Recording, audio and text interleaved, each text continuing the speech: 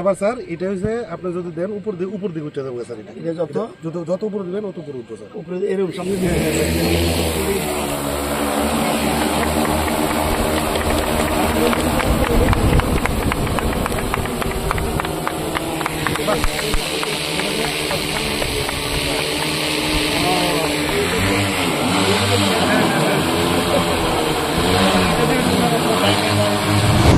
দেশের প্রধানমন্ত্রী ড্রোন দিদির আবিষ্কার করেছে এবং দেশের মধ্যে শুরু হয়েছে, যাতে সব কি দেখছে এটা কিন্তু শুধু কথা বলার জন্য, আমাদের কৃষকরা যেন শারীরিকভাবে সুস্থ থাকে এবং অল্প সময় যেন আমরা বেশি জায়গায় সার আমরা দিতে পারি, ওষুধ দিতে পারি এবং ওষুধ যেন ক্ষতি না হয়, সারে যাতে ক্ষতি না হয়, সেজন্য এই ড্রোনের ব্যবস্থা করা হয়েছে। বিশেষ করে মহিলাদের জন্য এটা ব্যবস্থা। তারা ঘরের কাজ সেরে যদি মনে করে আমার জমিতে একটু আমি সার দেব, তাহলে ঘরে বসেই ড্রোনের মাধ্যমে এখানে নিচে দেখবেন ওষুধ দেওয়া আছে, সার দেওয়া আছে, ডিস্ট্রিবিউট করবে।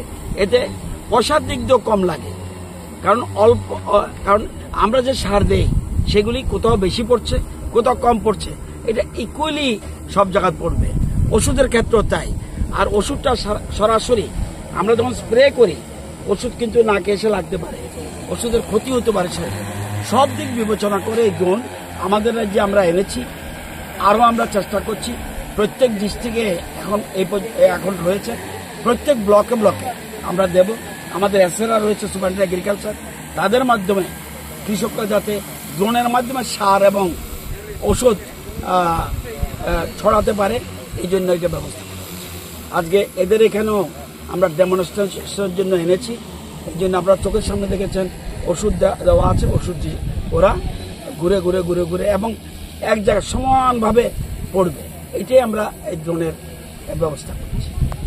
শনিবার লেফুঙ্গা ব্লকের তুইবুংমা নামে একটি ফার্মার প্রডিউসার কোম্পানির জৈব চাষ সম্বন্ধীয় বিভিন্ন উন্নয়নমূলক কর্মকাণ্ড পরিদর্শন করেন কৃষিমন্ত্রী রতনলাল নাথ। এই এফপিসিটি 2021 সালে মোট 500 জন কৃষক নিয়ে শুরু হয়েছিল। একটি ছোট আনারস প্রক্রিয়াকরণ কেন্দ্র তৈরির জন্য 18,75,000 টাকা এবং একটি কালেকশন সেন্টার তৈরির জন্য 11,25,000 টাকা প্রকল্প থেকে কৃষকদের এই গোষ্ঠীকে সহায়তা করা হয়েছে। এদিন এফপিসিটির জৈব পদ্ধতিতে লাগানো 120 হেক্টর আনারস বাগান, যার সঙ্গে 200 জন কৃষক যুক্ত আছেন, তা পরিদর্শন করেন কৃষিমন্ত্রী রতনলাল নাথ। পরিদর্শনকালে উপস্থিত ছিলেন এডিসির ইএম রানিয়েল দেববর্মা, কৃষি অধিকর্তা ডক্টর ফণীভূষণ জমাতিয়া সহ অন্যান্যরা।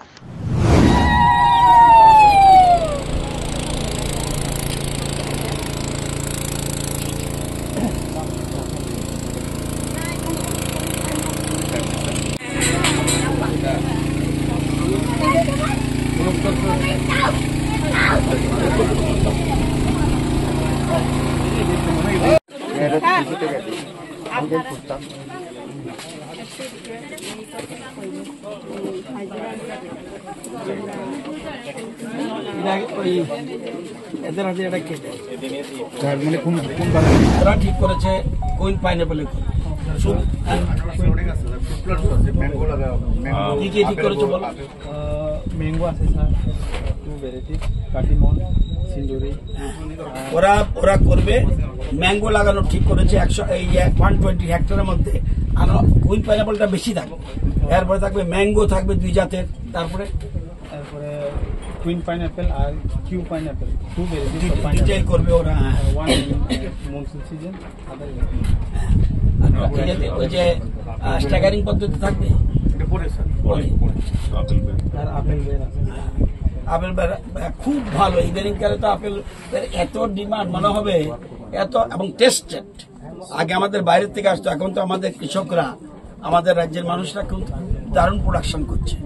আমাদের এদিকেও আছে, এই বামুটিয়া দেখেছি প্রচুর, এবং নট অনলি বামুটিয়া, বিভিন্ন জায়গায় এখন এটা হচ্ছে। আর এটা সবগুলি অর্গ্যানিক আইটেম।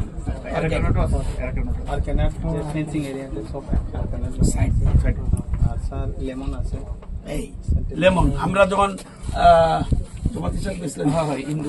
আমরা যখন ইন্দুরে গেছি, ফাইভ স্টার হোটেলের সব ম্যানেজাররা এসছে আমাদের সাথে দেখা করতে, এবং তাদেরকে দেখিয়ে দিয়েছি কিভাবে আমাদের সেন্টেড লেবু যদি কেটে দেওয়া হয় সাথে সাথে রুম মানে সুগন্ধে ভরে যায়।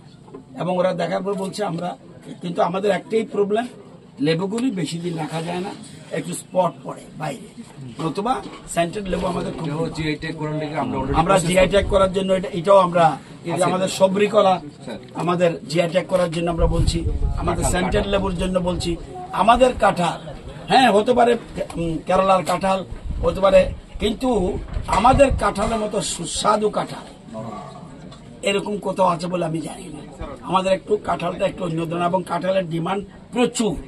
আমরা এখন আমাদের দপ্তর থেকে সব আম যখন লাগাচ্ছে কাঁঠাল, আমি নিজেই কাঁঠাল লাগিয়েছি, কাঁঠাল ছোট গাছের মধ্যে কাঁঠাল ধরে যাচ্ছে, এটা খুব ডিমান্ড।